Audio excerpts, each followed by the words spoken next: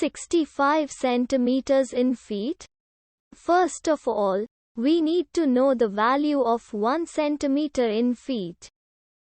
It's always 1 centimeter equals 0.03280839895 feet. Now we have to multiply 0.03280839895 by 65. Therefore, 65 centimeters times 0.03280839895 feet equals 2.13254593175 feet.